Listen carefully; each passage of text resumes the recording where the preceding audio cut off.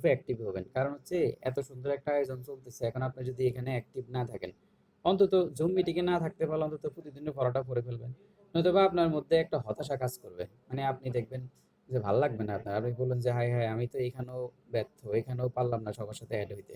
তো এই জন্য আপনার মধ্যে আসলে আমি জানি যে এখানে আপনারা যারা আছেন এখানে যদি গ্রুপের সাথে অন্তত যদি যোগাযোগ না থাকেন, আপনারা যারা বাইরে আছে তারা কিন্তু আসলে পড়তেছে না। এরা যে নিজের মতো করে পড়তেছে বিষয়টা কিন্তু এমন না।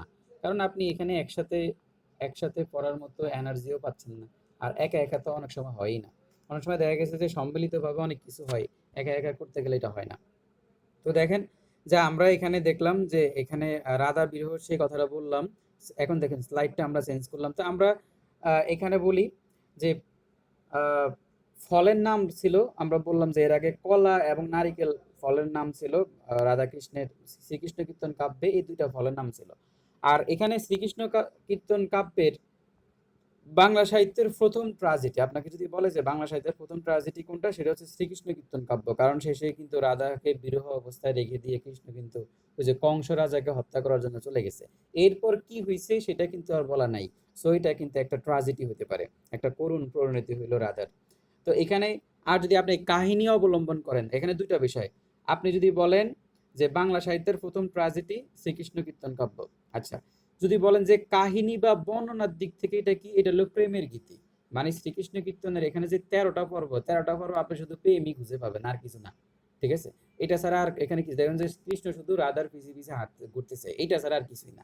তো এই জন্য এটাকে একটা প্রেমের গীতি বলা হয়। আর এটা রস, বাংলা সাহিত্যে অনেকগুলো রস আছে। তো রস মানে সঞ্চালনের দিক থেকে এটা হলো ধামালি। ওই যে যেমন কৃষ্ণ কিছু একটা বলে রাধা অন্যটা বলতেছে, এই যে তাদের মধ্যে যে একটা এই মানে কি বলা যায়, একটা হাস্য রসাত্মক ঘটনা যে মঞ্চের মধ্যে আসে, যেটা হয়। ঠিক আছে, তো সেটা হচ্ছে যে আপনার ধামালি বিষয়টা আমরা এর আগে বলছিলাম। আর প্রকরণের দিক দিয়ে এটা হচ্ছে পদাবলী। আমি এটা এটা মানে এই ছবি তুলে আমি এটা গ্রুপে দিয়ে দেব। আর বাংলা সাহিত্যের প্রথম মানব চরিত্র হচ্ছে বড়াই। কারণ এখানে রাধাকৃষ্ণ কিন্তু মানব না, ওরা কিন্তু ওই যে দেব দেবী, মানে এখানে হচ্ছে যে মানে রাধা হচ্ছে আপনার মানে লক্ষ্মী দেবী লক্ষ্মী, আর কৃষ্ণ হচ্ছে আপনার বিষ্ণু, বিষ্ণু অবতার।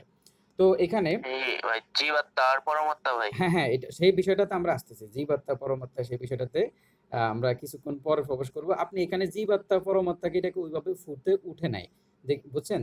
যে আপনি যদি আপনি বলেন যে এখানে শ্রীকৃষ্ণ কীর্তন কাব্যে রাধার সরি কৃষ্ণ এখানে পরমাত্মা আর রাধা এখানে জীবাত্মা হিসেবে আত্মপ্রকাশ করেছে, তাহলে আপনার রিটেনের নাম্বার কেটে যাবে। কারণ এখানে এই এটা হলো বৈশাখ পদাবলিতে ঘটছে। কিন্তু শ্রীকৃষ্ণ কীর্তন কাব্যে এটা একটা ঝাঁকা-নাকা প্রেমের গল্প ছাড়া আর কিছুই না। ঠিক আছে? এবং যেখানে এবং এটা বরুচন্দ্র দাস এটাকে এত বিশ্রীভাবে লিখছে। এখন এখন এমন কিছু শব্দ আছে যেগুলো আমি উচ্চারণও করতে পারবো না। ঠিক আছে? কিন্তু বরুচন্দ্র দাস এটা লিখছে। তো যাই হোক, এটা হচ্ছে যে মানে এটা আসলে যাত্রাপালায় মানুষ কি বলা যায়, সাধারণত একটু নেগেটিভ জিনিসগুলো নিয়ে আসছে যাতে একটু সুরসুরি ভালো লাগে আরকি, বুঝছেন? তো এটার জন্য। তো এখন এখন যদি এইভাবে বললে এখন হিন্দু কেউ থাকলে মন খারাপ করে ফেলতো। ওইটাই ওই বিদ্যাবাড়িতে হয়েছিল। না সরি কি বলে আমাদের পিটুতে হয়েছিল। যদিও আমাদের ম্যাডাম এতভাবে বলে নাই। ম্যাডাম দমন করার চেষ্টা করছে, কিন্তু পোলাপান নিজেরাই নাচতেছে।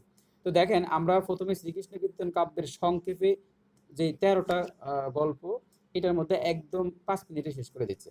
প্রথম হচ্ছে জন্মখণ্ড।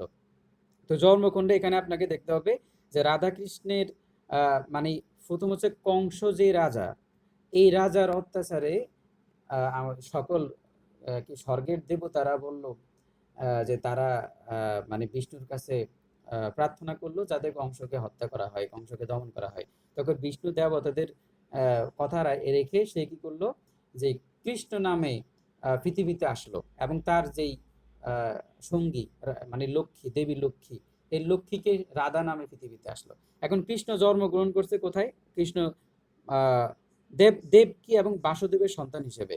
দেবকী এবং বাসুদেব, বাসুদেব হচ্ছে ছেলে আর দেবকী হচ্ছে মেয়ে, মানে মা আর ওর কৃষ্ণের। তো বাসুদেব এবং দেবকীর সন্তান হিসেবে জন্মগ্রহণ করছে আপনার এই শ্রীকৃষ্ণ। তো এখন কংস রাজা এই খবরটা পাইছে, পাওয়ার পরে সেই কৃষ্ণকে হত্যা করার জন্য লোক পাঠাইছে। তখন এই দেবকী এবং বাসুদেব তাকে একটু দূরে আরেকটা নন্দ গোপের কাছে, বৃন্দাবন, এই বৃন্দাবন মানে কি জানেন? তুলসী গাছ মানে তুলসী বন। বৃন্দাবন শব্দের অর্থ হচ্ছে তুলসী বন। এই এই মানে বৃন্দাবন শব্দের অর্থ তুলসী বন। এখন জায়গাটা তুলসী বন কিনা আমি জানি না। ঠিক আছে, তো এটা বলে রাখলাম যে বৃন্দাবন মানে হচ্ছে তুলসী বন। তো এই বৃন্দাবনে আপনার নন্দ গোপের কাছে পাঠিয়ে দিছে ছোটবেলায় কৃষ্ণকে, এবং সেখানেই তাহলে এবার আমরা রাধার পরিচয়টা পাই। তো রাধা হচ্ছে আপনার গোপসাগর মানে কি বলে এটাকে, গোপসাগর গোয়ালার মানে যারা গোয়ালা মানে দুধ দই বিক্রি করে, এই গোয়ালার স্ত্রী পর্দার গর্ভে, তাহলে রাধার মার নাম হচ্ছে পর্দা। এই পর্দার গর্ভে জন্ম নিছে আপনার রাধা, এবং তার যেই বালিকা বয়সেই তার বিয়ে হয়ে গেছে। ওই সময় আমরা জানি যে ছোটবেলায় একদম 8-9 বছর বয়সে বিয়ে হয়েছিল। তো এখানে বলছে নপুংসক আইয়ান ঘোষ, ঠিক আছে। তো নপুংসক আইয়ান ঘোষ, এখানে নপুংসক বিষয়টা হচ্ছে যে এরকম যে এরকম একটা পুরুষ মানুষ যার আপনার কি বলে এটাকে, যার পুরুষত্ব নাই, এটাকে বলে নপুংসক। ঠিক আছে, এখানে এই বিষয়টা মানে পড়তে যায় হয়তো বা মনে হইতে পারে যে নপুংসক জিনিসটা কি। তো এটা হচ্ছে যে আয়ান ঘোষ যার পুরুষত্ব নাই এর, ঠিক আছে। তো এইটা হচ্ছে যে এই নপুংসক আয়ান ঘোষের সাথে তার বিয়ে হয়েছিল। তো এরপর এইটাই ছিল তার, এবং সেখানে নপুংসক আয়ান ঘোষ তাকে তার বৃদ্ধ পিসি যেই বড়াই, যে রাধাকৃষ্ণের প্রেমের দ্যুতি বা মধ্যযুগের শ্রীকৃষ্ণ কীর্তন কাব্যের প্রথম মানব চরিত্র, যে সেই বড়াইয়ের তত্ত্বাবধানে রাখা গেল। এরপর তাম্বুল খণ্ড তো হচ্ছে মানে পান। তো সেটা হচ্ছে যে যখন ওই যে বড়াই যখন ওই যে মথুরায় সে দুধ দই বিক্রি করার জন্য গেল, আপনার কি বলে ওটা, রাধা রাধা মানে ভার বহন করে, মানে রাধা তো আপনার মথুরায় যাইতো দুধ দই বিক্রি করার জন্য, তখন ওই বড়াই কি করছে, বুড়ি মানুষ তো এটা হারায় ফেলছে, যখন কাকে রাধাকে হারায় ফেলছে। পরে এবার সে যখন এবার কৃষ্ণকে সে তার রূপের বর্ণনা দিল, যে এরকম এরকম দেখতে একটা মেয়েকে তুমি দেখছো কিনা, তখন কৃষ্ণ ওই বড়াইয়ের মুখে রাধার রূপের কথা শুনে এই পাগল হয়ে গেছে। এবার সে চিন্তা করলো যে এখন রাধাকে সে প্রস্তাব দিবে, তখন সে আপনার পানটা ওই ওই সময় এরকম প্রস্তাবে পান সুপারি বা পান মিষ্টি এগুলা দিয়ে প্রস্তাব দিতে হয়। তো ও পান মিষ্টি নিয়ে প্রস্তাব পাঠাইছে, কিন্তু বিবাহিত রাধা সে কি করছে একদম এই, সে তো রাধা তো বিবাহিত ছিল, এই জন্য সে একদম পান মিষ্টি সব নিচে ফালায় দিয়া একদম পা দিয়া মারাইয়া দিছে। এখন যেমন গোলাপ ফুল নিচে ফালায় মেয়েরা পা দিয়ে ওইটা দেয়, ওরকম করে দিছে। খুব রাগানে, এই যে এইটাই কি বলে ধামালি, মানে এই যে এখানে সে মানে মারাত্মক ভাবে কি করলো, সে ওর প্রস্তাবকে প্রত্যাখ্যান করলো, কিন্তু শেষ মুহূর্তে এবার সে বিরহের মধ্যে পড়ে যাবে 13তম খণ্ডে। তো এইবার দান খণ্ড, সেখানেও তো আপনার মানে সে এখানে বলা হচ্ছে যে আহ, এখানে দান খণ্ড, দান খণ্ডের বিষয়টা, আচ্ছা দাঁড়ান এখান থেকে একটু বলি, এখানে ওরা তো একসাথে বলছে। এখানে বলছে যে আপনার দুধ দই,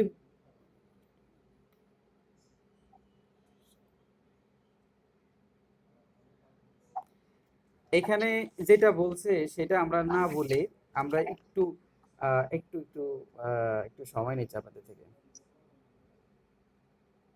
ও, মানে এখানে বলা হচ্ছে যে ফান ফুল যখন সে মারায় ফেললো পায়ে, এরপর রাধা আপনার আবার যখন সে মথুরায় গেল, তখন সে তার প্রস্তাব কোনো পদেই রাজি হয় নাই। পরে সে জঙ্গলের দিকে দৌড় মারছে, কৃষ্ণ তার পিছনের দিকে জঙ্গলের দিকে দৌড় মারছে, ঠিক আছে, আর ব্যাখ্যা না করি। তো যাই হোক, এরপরে হচ্ছে আপনার নৌকাখণ্ড। তো নৌকাখণ্ড একই অবস্থা, মানে সে কি করলো যে আপনার ওই কৃষ্ণ এখন সে মাঝির ভার, মানে মাঝির ভার, ওই যে আপনি দেখবেন যে লেখা আছে যে সব সখীরে পার করিতে নেব আনা আনা, একটা গান আছে, ঠিক আছে, এটা বাংলা সাহিত্যে হয়, এই গানটা ওখান থেকে আসছে। যে এখানে রাধাকে বলছে যে না আমি তোমার থেকে টাকা নেব না, ঠিক আছে, যেন করি যতই দিচ্ছে যে টাকা নিবে না। আর এখানে বলা হচ্ছে যে ওই সময় রাধা যে মানে টাকা দিয়ে যে নদী পার হবে, কিন্তু এই টাকাও ছিল না, ঠিক আছে। তো এখন এই জন্য বলছি যে তোমার যতগুলো সখী আছে যারা আছে দুধ দই বিক্রি করার জন্য যাচ্ছে, ওদের থেকে টাকা নিবে কিন্তু তোমার থেকে নিবে না। তো যাই হোক, বুঝতেছেন বিষয়গুলা। তো এরপর এই সে কি করছে, কৃষ্ণ এরকম নৌকা ডুবাই দিছে, ডুবাই দেওয়ার পর তো এখন পরে রাধা লোক লজ্জার ভয়ে আইসা বলতেছে না আমি ডুবে গেছিলাম, কৃষ্ণ আমাকে বাঁচাইছে। তো যাই হোক এইভাবে এরপর এরপর যে ভারখণ্ডে ছিল, ভারখণ্ড মানে কোনো কিছু হয়েছে, যেমন সে যখন সে মথুরায় যাওয়া ধরছিল, তখন এই জিনিসগুলা তার মাথায় সে ভারগুলা নিয়ে নিয়ে যাচ্ছিল। তো এখন রাধা চিন্তা করলো যে আমি কৃষ্ণকে একটা ঠক দেই, ঠিক আছে। তখন সে কি করলো যে বলছে যে ঠিক আছে তাহলে, ও এখন ওই যে ভারখণ্ডতে এবার কৃষ্ণ আপনার যায় রাধার এই ভারগুলা বহন করলো, মানে দুধ দইয়ের যেই ভার, মানে হচ্ছে যে যে আমাদের এদিকে ফোজা বলে, মানে বোঝাগুলা বহন করে নিয়ে গেছে। চিন্তা করলো যে রাধা তার প্রস্তাবে রাজি হবে। আবার সত্রখণ্ড মানে যখন যখন ফেরার সময় আবার সে কি ছাতাও ধরছে রাধার মাথায়, রাধা বলতেছে ঠিক আছে এখন তুমি ছাতা ধরো, রোদ দেখতেছে আমি পরে ভেবে দেখবো। এরকম করতে করতে এখন এখন কৃষ্ণ দেখতেছে না আসলে রাধা এই সকল লাফাঙ্গাগিরি করে কোনো লাভ হচ্ছে না, ঠিক আছে, বরং আরো ক্ষতি হচ্ছে। তখন সে চিন্তা করলো যে তখন সে বৃন্দাবন খণ্ড যেটা, তো বৃন্দাবন খণ্ডে কি করলো, কেউ কি কথা বলতেছে? এইটা আসলে ব্যাখ্যা করতে একটু বিরক্ত লাগতেছে আমার কাছে, আমি দ্রুত শেষ করে দিচ্ছি। তো বৃন্দাবন খণ্ডতে ঘটনা এটাই করছে যে সেই বৃন্দাবনকে একদম অনেক সুভাবে সাজায় ফেলছে। এখন বৃন্দাবনকে এখন যখন কারো জন্য কেউ এত সুন্দরভাবে কিছু সাজায় তারা তো স্বাভাবিকভাবে মন গলে যাবে, কতক্ষণ আর মানে থাকা যায়। তো এর ফলে রাধার মন গলে গেছে। তো যাই হোক, এরপরে যা হবার তা হয়ে গেছে। এবার হচ্ছে আপনার কালিকা খণ্ড, মানে যমুনা নদীতে, এটা খুব ইম্পর্টেন্ট যে যমুনা নদীতে কালিকা নাগ নামক একটা কালি কালিয়া নাগ বসবাস করতো। সেই যমুনার জল একদম কালো করে ফেলতো। ওই যে যমুনার জল আহ, দেখতে কালো, এরকম একটা গানও সেখান থেকে তৈরি হয়েছে। তো এরপর যায় আপনার কৃষ্ণ যায় একদম নদীর মধ্যে ঝাঁপ দিল। কালিকা নাগ ওখানে বিশাল দৈব ইচ্ছে কালিকা নাগ পরিচিত হয়ে এসে ওখান থেকে চলে গেল। রাধা এবার তার প্রতি তার এই বীরত্ব দেখে তার প্রতি আরো উইক হয়ে গেল। এরপর যেটা ঘটছে সেটা হচ্ছে আপনার যমুনা খণ্ড, সেটা তো বললাম। ও হ্যাঁ, এবার হচ্ছে আপনার হারখণ্ড। হারখণ্ড হচ্ছে যে রাধা এবার কি করছে, রাধার হার চুরি করে ফেলছে কৃষ্ণ। হ্যাঁ, এরপর রাধা আবার এটাকে নিয়ে এবং পরে আপনার মানে এটাকে বলা যায় যে হার না পেয়ে কৃষ্ণ মানে এবার কৃষ্ণ এবার আপনার নালিশ দিছে কার কাছে, মানে কৃষ্ণের মার কাছে। মানে কৃষ্ণের যে পালিতা মা তার নাম ছিল যশোদা। যশোদা, এটা একটু মুখস্থ রাখিয়েন, এটা মনে রাখিয়েন যে নতুন ইনফরমেশন। কৃষ্ণের পালিত মায়ের নাম ছিল যশোদা আর আসল মায়ের নাম ছিল দেবকী। তাহলে এই যশোদার কাছে নালিশ করছে, এইবার কৃষ্ণ খুব রাগ হয়ে গেছে।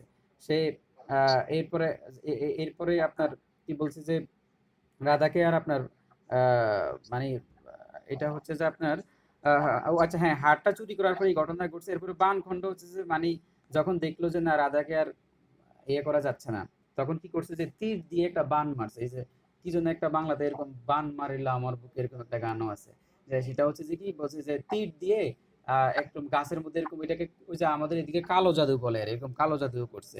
এরপরে তার কৃষ্ণের হাতে বাঁশি ছিল, সে বসে বসে বাঁশি টাশি বাজাইতো। পরে এবার বড়াই বললো যে তুমি একটা কাজ করো, বাঁশিটাকে তুমি চুরি করে নিয়ে আসো, ঠিক আছে। পরে রাধা বিপদে পড়িয়া বাঁশিও বাজাইছে। ওই যে একটা আর উপরে গানও একটা আছে আপনার, কে বাঁশি বাজায় রে, একটা গান আছে, ঠিক আছে। তো এগুলা সবগুলা কিন্তু এই যে যে শ্রীকৃষ্ণ কীর্তন কাব্যের বিভিন্ন ঘটনাগুলা থেকে নিয়েই এই গানগুলা বাংলা সাহিত্যে রচনা হয়েছে। তার মানে শ্রীকৃষ্ণ কীর্তনের বিশাল একটা প্রভাব আমরা কিন্তু বাংলা সাহিত্যে দেখি।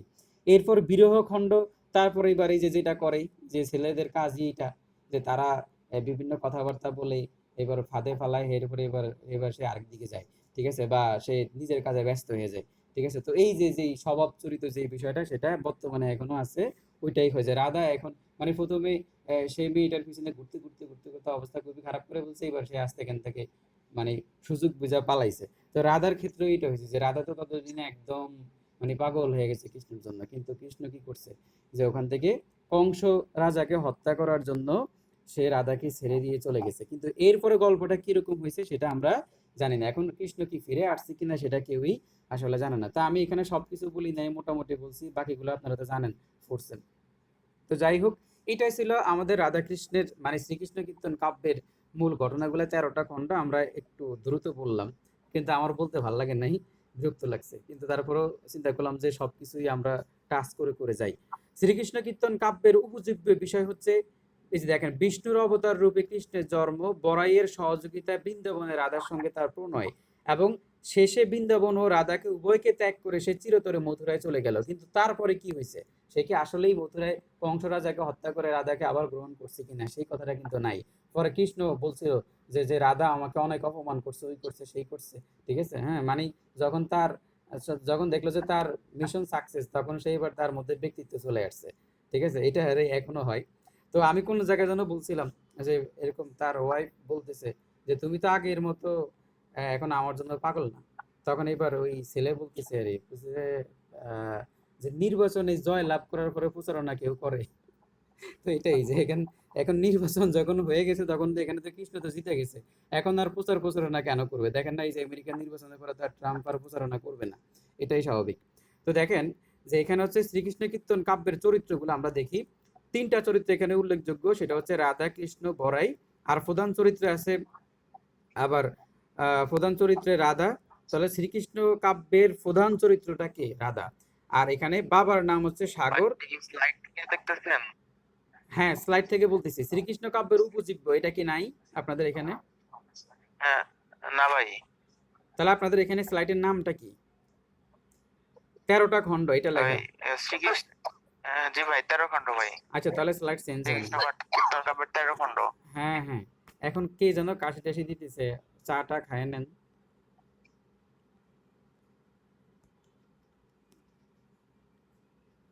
আচ্ছা, তাহলে আমরা এখানে শুরু করতেছি।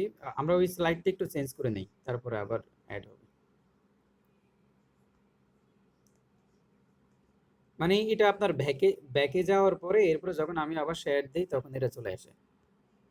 এই যে দেখেন, এখন তো আশা করি আসছে। এখন এই যে রাধার ছবি দেখছেন আসছে? জি ভাই। হ্যাঁ, এই যে দেখেন, এই যে শ্রীকৃষ্ণ কীর্তন কাব্যের যে চরিত্রগুলো এখানে দেখা যাচ্ছে। তো বাবার নাম সাগর, মার নাম হচ্ছে আপনার পদুমা, এটা বেশি ইম্পর্টেন্ট না। রাধার স্বামীর নাম হচ্ছে আয়ান ঘোষ বা অভিমন্যু ঘোষ। আর শ্রীকৃষ্ণের পিতার নাম হচ্ছে বাসুদেব, মাতার নাম হচ্ছে আপনার দেবকী। আচ্ছা, এটা আপনারা জানেন। আর শ্রীকৃষ্ণের পালক মায়ের নাম হচ্ছে যশোদা। আর পালক মায়ের বাবার নাম হচ্ছে আপনার ওই যে নগেন, কি নাম যেন এটা, এই যে কিছুক্ষণ আগে বলছিলাম। আহ আপনাদের একটু শেয়ার করেন, কি নাম যেন বললাম, নন্দগোপ। নন্দগোপ বাবার নাম, পালিত বাবার নাম হচ্ছে নন্দগোপ, আর মায়ের নাম হচ্ছে যশোদা। আর আপনার প্রকৃত বাপ মার নাম হচ্ছে আপনার বাসুদেব আর হচ্ছে দেবকী। যাই হোক, আমরা এরপর দিতে যাই। তো এটি মূলত নাট্যগীতি শ্রেণীর, মানে এটা হচ্ছে, তাহলে এটা আমি আগেও বলছিলাম যে এটা হচ্ছে একটা নাট্যগীতি, মানে এটা নাটকের মতো আর কি। মানে নাটকে যেমন একজন একজনের সংলাপ থাকে, নাটক হচ্ছে সংলাপ ধর্মী। এখানে হচ্ছে সংলাপ ধর্মী, যে রাধা কথা বলতেছে, আবার বড়াই কথা বলতেছে, ঘাত প্রতিঘাত সবকিছু এখানে আছে। তো এটা হচ্ছে একটা নাট্যগীতি, এটা মনে রাখবেন যে গানে রচিত নাটকীয় সংলাপও এখানে বলা হয়। আর এখানে ধামালি হচ্ছে প্রধান হয়ে ওঠে, তার মানে এখানে ধামালি যেটা দেখবেন যে এখানে সবসময় রসাত্মক জিনিসগুলাকে তুলে আনা হয়। এবার এবার হচ্ছে যে আপনারা দেখেন শ্রীকৃষ্ণ কীর্তনের আঙ্গিক বা গঠন গীতি হচ্ছে নাট্যগীতি, প্রকরণ হচ্ছে পদাবলী। এটা আমি আগেই বলছিলাম যে প্রকরণটা পদাবলী, কাহিনীটা হচ্ছে প্রেম গীতি। তাহলে কাহিনী বর্ণনার দিক দিয়ে প্রেম গীতি, প্রকরণের দিক দিয়ে হলো পদাবলী, ওই যে বৈষ্ণব পদাবলীর সাথে ওদিকে মিল আছে। আর রস সঞ্চালনের দিক দিয়ে হচ্ছে ধামালি। এই জিনিসগুলো মনে রাখবেন, এগুলো থেকে কিন্তু খুঁটে খুঁটে এমসিকিউ আসবে। আর এর মধ্যে যেই ছন্দ, যেটা ছন্দ হচ্ছে আপনার পায়ার বা পায়ার ও ত্রিপদী ছন্দ। তাহলে এখানে পায়ার ও ত্রিপদী ছন্দের রচিত। আমাদের বিদ্যাবাড়িতে যে লেকচার শিট সেখানে আবার অক্ষরবৃত্ত ছন্দ বলছে। এখন যদি দেখেন যে পায়ার ও ত্রিপদী ছন্দ নাই, তাহলে আপনি অক্ষর, সরি কি বলে, এটা মাত্রাবৃত্ত ছন্দ, সরি মাত্রাবৃত্ত ছন্দ দিতে পারবেন। আমার কাছে মনে হচ্ছে পায়ার ও ত্রিপদী যে ছন্দটা, এটা মাত্রাবৃত্ত ছন্দের কাছাকাছি। কারণ আমরা জানি যে যে আপনার ওই যে চর্যাপদ মাত্রাবৃত্ত ছন্দে রচিত। তো তারপরও যদি আপনি অপশনে দেখেন যে পায়ার ও ত্রিপদী আছে, তাহলে তো ডেফিনেটলি ওইটাই তাকাবেন। কিন্তু পায়ার ও ত্রিপদী যদি আপনি না পান, যদি আপনি তখন মাত্রাবৃত্ত থাকলে আপনি মাত্রাবৃত্ত দেখেন। রাধাকৃষ্ণের প্রেম বলছে শ্রীকৃষ্ণ কীর্তন কাব্যে রাধাকৃষ্ণ লীলা বিষয়ক কাব্য হলেও তার লৌকিক কাহিনী কাব্য। এটা হচ্ছে মানুষের লোকের মুখে, মানে সোজা কথা হচ্ছে মানুষের এই যেটা যাত্রাপালায় প্রেজেন্ট করা হবে, তো মানুষ যেভাবে করলে মানুষের মধ্যে একটু মজা লাগবে, ঠিক আছে, সেইভাবেই এটাকে তুলে তুলে ধরা হয়েছে, মানে লৌকিক কাহিনীকে। এখানে আধ্যাত্মিকতার কোনো অবদান নাই। মানে এই জায়গায়, এই যে আমাদের হৃদয় ভাই বললো যে এখানে কৃষ্ণ হচ্ছে আপনার পরমাত্মা আর রাধা হচ্ছে এখানে জীবাত্মা, কিন্তু এখানে পরমাত্মা এবং জীবাত্মার যে বিষয়টা সেইটা এখানে ফুটেই ওঠে নাই। এখানে একদম ওই যে বললো শ্রীকৃষ্ণ কীর্তনে যে দৈহিক যে প্রেম, দৈহিক কামনা বাসনা, এগুলা কি এগুলার বাইরে যেতে পারে নাই। মানে বড়চণ্ডী দাস এটাকে ধর্মের মধ্যে নিয়ে যেতে পারে না, কিন্তু আমরা বৈষ্ণব পদাবলিতে সেটা দেখি। বৈষ্ণব পদাবলির রাধা কিন্তু পরমাত্মা, কৃষ্ণ কিন্তু জীবাত্মা, সেটা নিয়ে কথা হবে। কিন্তু শ্রীকৃষ্ণ কীর্তন কাব্যে বাউরচণ্ডী দাস এটাকে এত বিশ্রীভাবে লিখছে যে এখানে যে কামনা বাসনা ছাড়া, এই যে প্রেমিক প্রেমিকার কামনা বাসনা ছাড়া এখানে এটার বাইরে যাইতে পারে নাই। তো সো এটাকে আপনি এখানে যে এই যে তাই কাব্যে রাধা কৃষ্ণকে আপনি জীবাত্মা বা পরমাত্মার প্রতীক বলতে পারবেন না। আপনি যদি রিটেনে এটা আসে, আপনি যদি পরমাত্মার জীবাত্মা পরমাত্মার প্রতীক লেখেন, তাহলে আপনার নাম্বার কাটা যাবে। বোঝা গেল যে আপনি ভাষা জ্ঞান নিয়ে আসছেন এখানে। এখন দেখেন শ্রীকৃষ্ণ কীর্তন, এটার মোট পদ সংখ্যা হচ্ছে 418টা, সংস্কৃত শ্লোক হচ্ছে আপনার 161টা, পুঁথির পাতা আছে কয়টা সেটা, এগুলো বেশি ইম্পর্টেন্ট না। আপনার ছন্দটা মনে রাখবেন, পায়ার ত্রিপদী ছন্দ, পায়ার ত্রিপদী ছন্দ। আর কাব্যের মুখ বন্দনা লেখেন, মানে মুখ বন্দনা মানে বুঝেন যে কাব্যের পক্ষে আপনি একটা গল্প, আমি একটা গল্প বই লিখলাম, আমি বললাম যে ভাই হৃদয় ভাই আপনি এটার সম্বন্ধে একটু কিছু বলেন। যেমন ওই যে আমাদের যখন আমাদের মুকুল স্যার যখন একটা বই লিখলো, হ্যাঁ ক্লাসরুম বই, তখন দেখবেন তখন আমাদের বাংলার স্যার, ওনার নাম জানি কি যেন ছিল, আমাদের S Alam sir, S Alam sir আইসা বইটার প্রচন্ড পরিমাণে ইয়া করছে, সুনাম করছে, কিন্তু উনি কি এটা পড়ছে? উনি তো বাংলার টিচার, উনি কি জীবনের এটা পড়েনি, উনি এমনি এটা বলছে আর কি।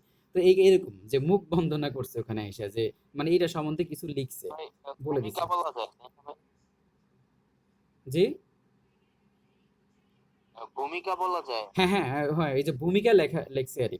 তো রামেন্দ্র সুন্দর ত্রিপদীটা লেখছে। আর কাব্যের পুঁথির মানে লিপিকল, লিপিকাল যে নিবন্ধন, মানে পুঁথিটা লিপিকাল, মানে যে লিপিকালটা কখন হয়েছে সেটা লেখছে এই যে রাখাল দাস বন্দ্যোপাধ্যায়। এগুলো একটু মনে রাখিয়েন, জাস্ট একটু চোখ চোখ বুলাবেন।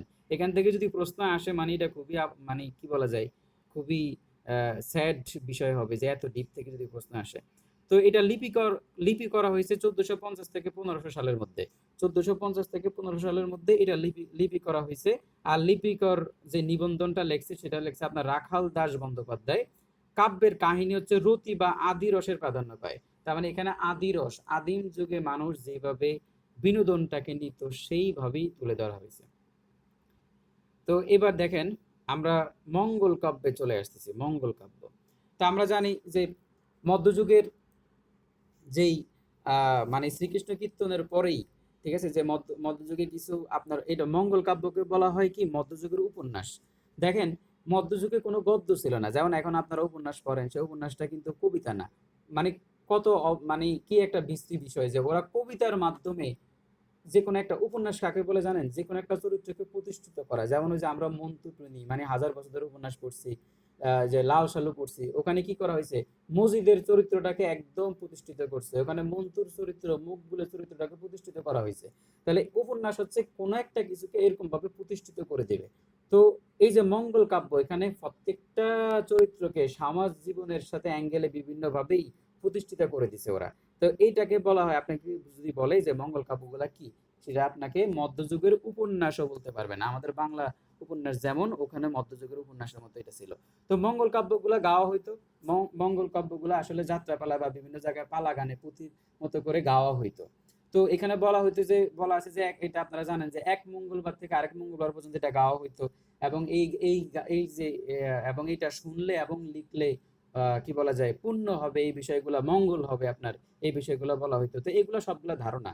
বলা হইতো যে যে যেই কাব্য শ্রবণ করলে পড়লে আপনার লিখলে আপনার মঙ্গল হয়, সেটাই মঙ্গল কাব্য।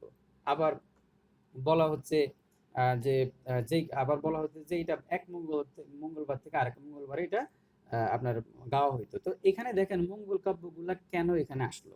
দেখেন বাংলার ওই সময়ে আদিম সমাজে যেই বাংলা বাংলা ভাষাটা, যে মুখের ভাষাটা ছিল তো গ্রামীণ মানুষের মধ্যে, প্রত্যন্ত অঞ্চলগুলাতে। তো ওখানে কেউ কৃষক ছিল, মানে কৃষি কাজ করতো। তো কৃষি কাজ করলে সেখানে সাপের একটা ভয় ছিল, কেউ জেলে ছিল, সাপের একটা ভয় ছিল। তখন তারা কি করতো, এই সাপের ভয় থেকে বাঁচার জন্য আপনার চলে আসলো মনসা দেবী। ওরা চিন্তা করলো যে সাপকে যে নিয়ন্ত্রণ করে তার পূজা আমরা করব। আবার বন্য পশুদের আক্রমণ থেকে বাইরে হওয়ার জন্য চলে আসলো চণ্ডী দেবী। ঠিক আছে, তো এটাই বলে যে লৌকিক সমাজে বিভিন্ন বিষয়গুলোকে ভয় পাওয়ার কারণে সেই বিষয়গুলোকে মানুষ দুর্বল হয়ে বিভিন্ন দেব দেবীর কনসেপ্টগুলো এখানে চলে আসছে। এবং এইটা এইভাবেই আপনার মঙ্গল কাব্যগুলো তৈরি হয়েছে, মানে একদম নিম্ন শ্রেণীর যেসব মানুষগুলো আছে তারা তাদের সমাজের যে সকল প্রবলেমগুলো সলভ হইলে তারা সমস্যার জন্য, সাপের উৎপাতের জন্য তারা মনসার কাছে যাইতো, সিংহ এগুলার উৎপাতের জন্য তারা চন্ডীর কাছে যাইতো। ঠিক আছে, এই ধরনের বিষয়গুলো এইভাবেই বিভিন্ন দেবীদেরকে মধ্যযুগে ফিরে আসছে তারা। তো দেখেন যে মঙ্গল শব্দের আবেদনিক অর্থ হচ্ছে কল্যাণ, যে কাব্য পাঠ করলে কল্যাণ হয় এবং সকল প্রকার অকল্যাণ দূর হয় তাকে মঙ্গল কাব্য বলে। এখন মঙ্গল কাব্যের একটি কাহিনী কাব্য, মানে এটাকে আপনি কাহিনী কাব্য বলবেন। আর নায়ক নায়িকা সবাই সাপগ্রস্ত দেবদেবী, মানে এখানে মঙ্গল কাব্যের মধ্যে যেসব নায়ক নায়িকা ছিল ওরা সবাই স্বর্গের দেবতা। তো ওদেরকে আপনার সাপ দেওয়া হয়েছে, ওদেরকে সাপ দিয়ে পৃথিবীতে পাঠিয়ে দিয়েছে, পৃথিবীতে পাঠিয়ে বলতেছে তুমি আমার পূজা করো। কিভাবে দেওয়া হয়েছে, ধরেন আমি যদি একটু টপিকটা বলি, যে যদি একটু বেশি এক্সপ্লেন করি, সেটা হচ্ছে ধরেন যে চণ্ডী মঙ্গল কাব্য। তো দেবী চণ্ডী চিন্তা করলো যে শিবের চণ্ডী হচ্ছে শিবের বউ বাড়ি। তো এখন চিন্তা করলো যে আমার পুজো মানুষ করতে হবে। এখন শিব বলল যে যে আমার পূজা চালু করো।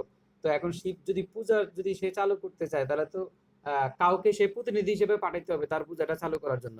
এই জন্য সে বললো যে এই যে নীলাম্বর, নীলাম্বর মানে কালকেতু, বলতো যে এই নীলাম্বরকে তুমি ইয়ে করো, নীলাম্বরকে তুমি আমার মর্তে পাঠাও, সে ওখানে যে আমার পূজা করুক। এখন শিব শিব বলল যে আমি নীলাম্বরকে কেন পাঠাবো, নীলাম্বর তো ও তো দেবতা, ও তো আর কোনো ও তো আর কোনো দোষ করে না, তাহলে আমি কেন পাঠাবো।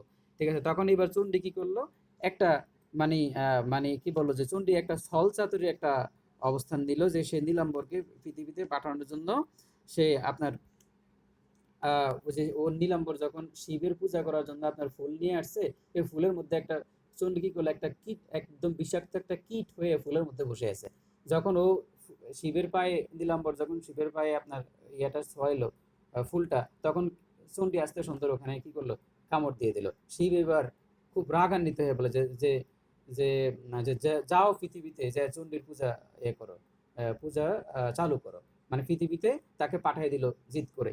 এখন তার সাথে আবার তার যেই ওয়াইফ, মানে এই যে যে আমাদের কালকিত আর ফুল্লরা, হ্যাঁ, তো এই যে ফুল্লরাও আবার কোথায় চলে আসলো, আপনার পৃথিবীতে চলে আসলো। ঠিক আছে, তার তার হাজবেন্ডের সাথে সাথে সেও এখানে চলে আসলো। তো এই যে এই ঘটনাগুলা, সেটা হচ্ছে যে দেখেন যে এই মঙ্গল কাব্যের যে সকল যে সকল দেবীগুলা ছিল, এগুলা সবগুলা ছিল মানে কি বলা যায়, অনেকটা মানুষের মতো। যেমন আমরা মানুষেরা আপনার ফার্ম টার্ম দিলে, তখন শেখ হাসিনার ফার্ম টার্ম দিলে, শেখ হাসিনার পাশাপাশি কিছু একটা বললে শেখ হাসিনা ধুমধাম গাড়ি গিফট করে দেয়, ওই করে সেই করে।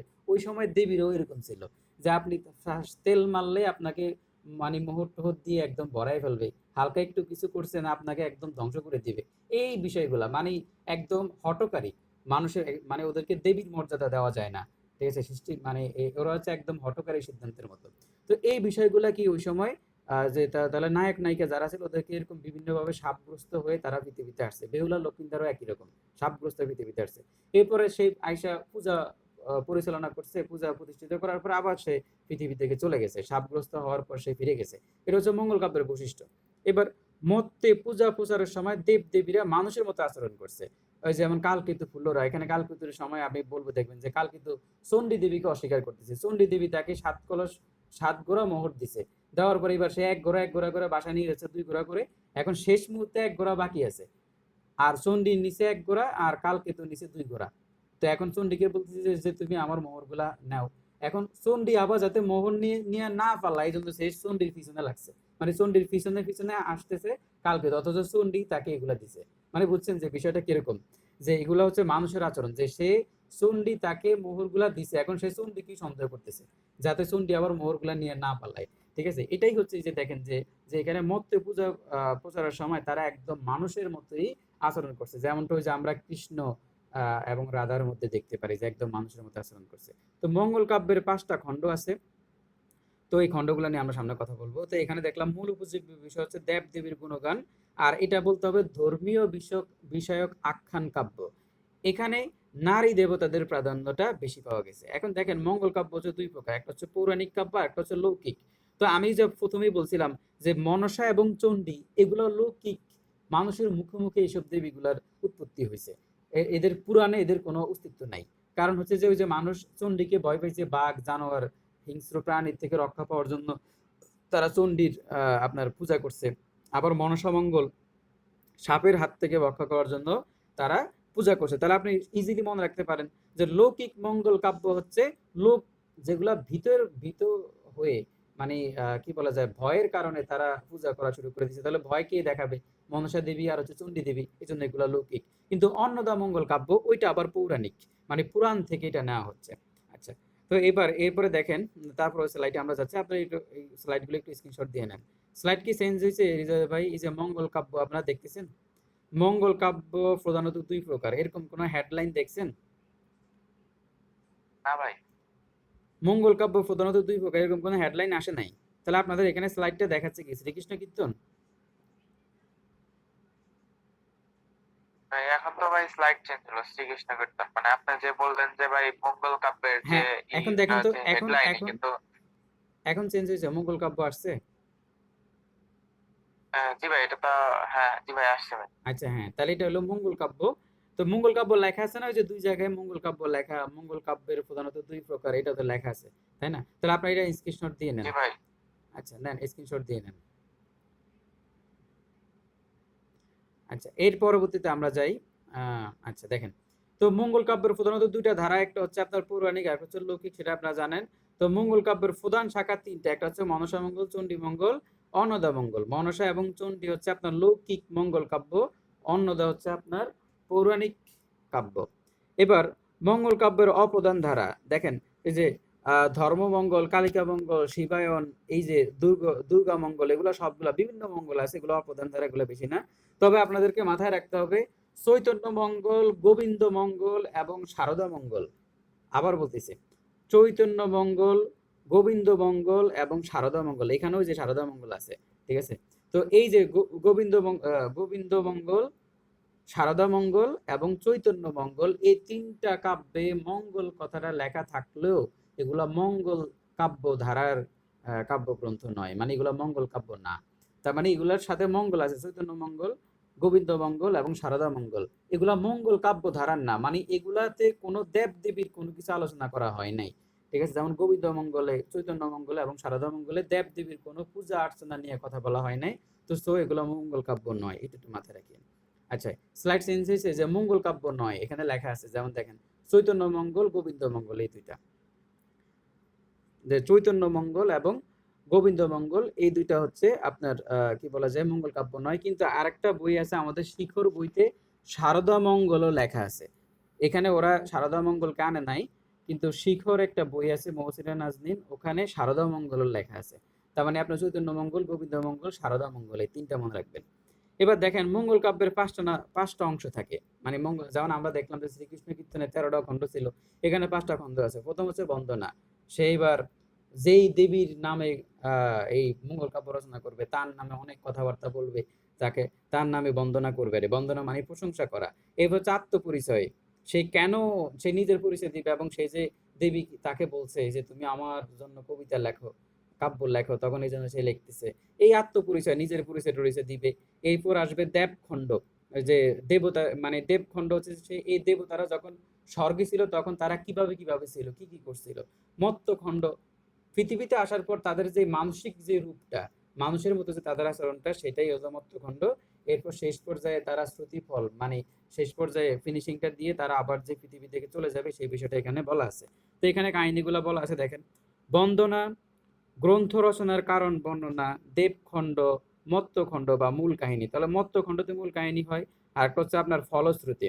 দেখেন প্রথম অংশে, মানে বন্দনাতে কি আলোচনা করা হয়, প্রত্যক্ষ দেব দেবী ছাড়াও পক্ষে, আচ্ছা, পক্ষ বিপক্ষ নির্বিশেষে সকল দেব দেবীর নাম, সকল গুরুজনের নাম বন্দনা করা হয়। দেখবেন ওই যে পুঁথি যখন পাঠ করে তখন সবাই এরকম, এই যে কি বলে যে মানে সবাইকে এরকম বন্দনা করে, আর সবাইকে সম্মান টম্মান জানায়, আমি এখন শুরু করতেছি, এইভাবে পুঁথি। আপনার একটু ইউটিউবে সার্চ দিন যে পুঁথি কিভাবে পড়ে। তো দেখেন যে ওখানে যে সবাই, সমস্ত দেব দেবী যারা আছে পক্ষে বিপক্ষে সকল, সবার পায়ে হাত রেখে শুরু করতেছে, এরকম বলে। তো দেখেন যে প্রথম অংশে এই বন্দনা করা হয়। দ্বিতীয় অংশ হচ্ছে কবির আত্মপরিচয়, প্রাপ্ত স্বপ্নদেশ এবং স্থানকালের বিস্তারিত বর্ণনা করা হয়, সে কিভাবে স্বপ্নদেশ পাইল এবং তার আত্মপরিচয়টা বলে। আর দেবখণ্ড বা তৃতীয় খণ্ড, এখানে বিষয়বস্তু হচ্ছে পৌরাণিক ও লৌকিক, পৌরাণিক ও লৌকিক দেব দেবীর কি সমন্বয় সাধন। মানে দেখেন দেবখণ্ড হচ্ছে, বলা হচ্ছে যে দুটা কথা, একটা হচ্ছে লোকের মুখে মুখে যে কাহিনীগুলো আসছে, আর একটা হচ্ছে পৌরাণিক।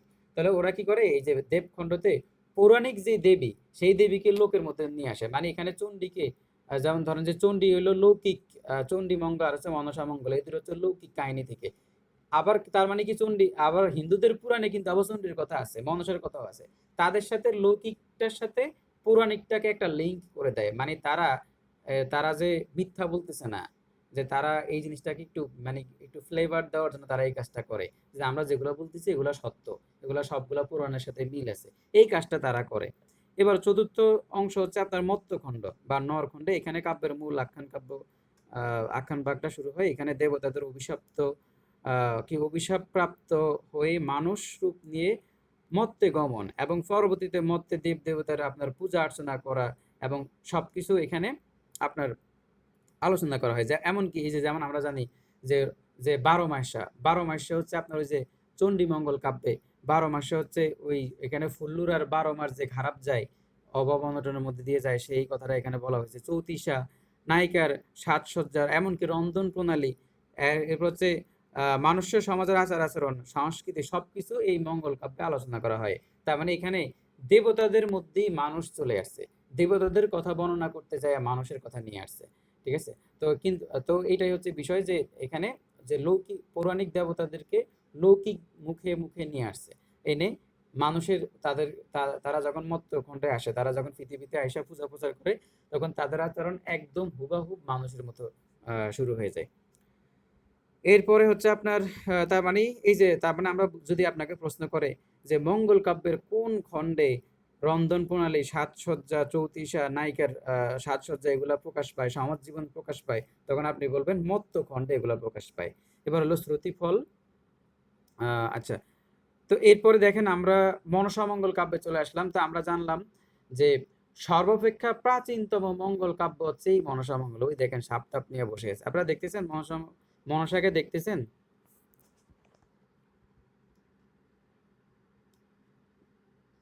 জি ভাই। হ্যাঁ, আচ্ছা, তাহলে মনসাকে দেখা যাচ্ছে এখানে। তো সর্বাপেক্ষা যদি বলা যায় সবচেয়ে প্রাচীন মঙ্গল কাব্য কোনটা, সেটা আপনি বলবেন যে এটা হচ্ছে প্রাচীনতম মঙ্গল কাব্য হচ্ছে মনসামঙ্গল। এখানে সাপের দেবী, মনসার স্থবির অস্তিত্ব, এবার হচ্ছে কাহিনী ইত্যাদি আলোচনা করা হয়েছে। সমাজের নিচু শ্রেণীতে মনসা পূজার প্রচলন ঘটে, একদম নিচু শ্রেণী। ওই যে বললাম সাপের কামড়ে কৃষক মারা যাচ্ছে, সাপের কামড়ে জেলেরা মারা যাচ্ছে, তখন তারা এই মনসার পূজা শুরু করে দিছে। মনসা দেবীর পূজার প্রচার ও দেবী মনসার গুণকীর্তন এর মূল উপজীব্য বিষয়। পূজা প্রচার এবং দেবীর মনসার যে গুণকীর্তন এখানে গাওয়া হয়। তো মনসাকে বলা হয় আপনার পদ্মাবতী, পদ্ম ফুলের মধ্যে তাকে তার জন্ম, পদ্ম ফুলের মধ্যে তার জন্ম ছিল, তাকে পদ্মাবতী বলা হয়। তার অপর নাম আর একটা হচ্ছে কেতকা। মানে কেতকা এবং পদ্মাবতী দুটাই মনসার নাম। তাহলে মনসার নাম হচ্ছে কেতকা, আরেকটা নাম হচ্ছে পদ্মাবতী। ধারণা করা হয় পদ্ম ফুলে তার জন্ম। মনসা সাপের দেবী এবং শিবের মানস কন্যা। মনসা হচ্ছে সাপের দেবী এবং শিবের মানস কন্যা। তবে মানস কন্যা জিনিসটা কি এটা আমি জানি না, এটা আমি অনলাইনে সার্চ করব যে মানস কন্যাটা কি। মানস কন্যার অপর নাম আচ্ছা, মনসার অপর নাম হচ্ছে কেতকা বা পদ্মাবতী। বা আপনারা কেউ মানস কন্যা জিনিসটা কি এটা জানলে আমাকে বলিয়েন, অথবা আমি নিজেও সার্চ করে বের করে আপনাদের সাথে শেয়ার করব। আমরা বুঝে বুঝে পড়ি সবকিছু, মুখস্থ করার কি দরকার? মুখস্থ অবশ্যই করতে হবে, আগে বুঝতে হবে, এরপরে মুখস্থ করতে হবে। আন্তাজে মুখস্থ করলে মনে থাকবে না কিছু। মনসার মঙ্গলের উল্লেখযোগ্য চরিত্র হচ্ছে মনসা নিজেই, সনাকা, নেতা ধোবানি, লক্ষিন্দার, বেহুলা, চাঁদ সদাগর। এই মনসা দেবীর কাহিনী আপনারা সবাই মোটামুটি জানেন। ঠিক আছে? আচ্ছা, স্লাইড কি চেঞ্জ হয়েছে? মনসা মঙ্গল কাব্য কানা হরিদত্ত লেখা, এটা চেঞ্জ হয়েছে? জি ভাই। আচ্ছা, দেখেন তাহলে মধ্যযুগের সবচেয়ে খেয়াল করেন তো মনসামঙ্গল বললাম যে মধ্যযুগের সবচাইতে প্রতিবাদী চরিত্র ছিল চম্পকনগরের বণিক চাঁদ সদাগর। মানে